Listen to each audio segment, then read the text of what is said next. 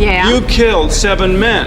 Yes, you and did. I'm asking you, what got you to kill the 7 And men? I'm telling you because the cops let me keep killing them, Nick. Don't you get it? Not everybody is killing 7 people. So there must have been something in you that was getting In you... 1990, you are lost, the Nick. highways of Florida turned into hunting grounds. 7 men shot dead. The police called her America's first female serial killer. But Aileen Wuornos always said the same words. I killed in self-defense. So here's the question. Was she truly a monster? Or was she the tragic creation of a broken society? Aileen's childhood was not a story of dolls and fairy tales. Her father, a convicted child molester who hanged himself in prison. Her mother, she abandoned Aileen at the age of 4. She grew up with her grandparents, but instead of love, she faced terror.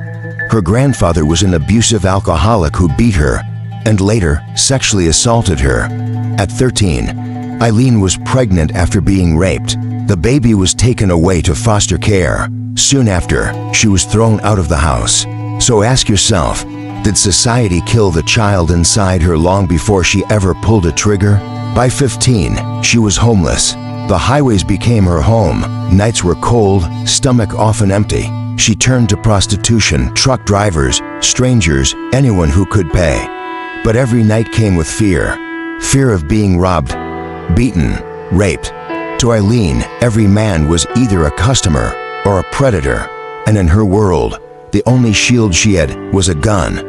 She wasn't just selling her body. She was fighting a war to survive. In 1989, she met Tyria Moore, a hotel maid.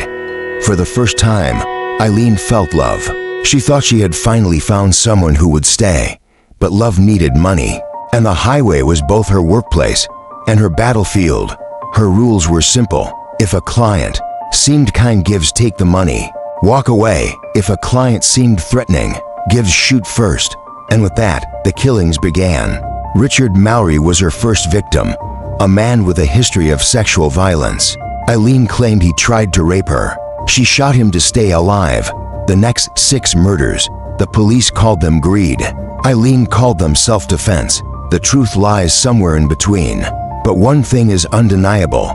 Behind every bullet was fear. Fear blurs the line between murderer and survivor, and the law does not always care about that line. In 1991, police had a plan. They turned Tyria, the love of Aileen's life, into an informant. From a motel room, Tyria called Aileen, coaxing her into confessing. While police recorded everything, Aileen confessed because she trusted her, and that trust was the final betrayal. The woman she killed for, the woman she loved, became the very reason she was captured. In court, she wasn't seen as a broken woman. She wasn't seen as a victim of abuse, poverty, or betrayal. She was painted as a monster, a prostitute turned serial killer. She was sentenced to death on October 9, 2002. Aileen Wuornos was executed by lethal injection. Her final words, "I'll be back like Independence Day with Jesus." Was it madness or the last cry of a woman no one ever truly understood? Aileen once said, "I'm not a serial killer. I was just trying to survive." Was she lying? Or was she, in some twisted way, right? Because think about it, how does a child abandoned at birth, abused by family, thrown to the streets, ever grow up to be anything else? Maybe she was not born a monster. Maybe she was made into one, brick by brick, by every hand that failed her.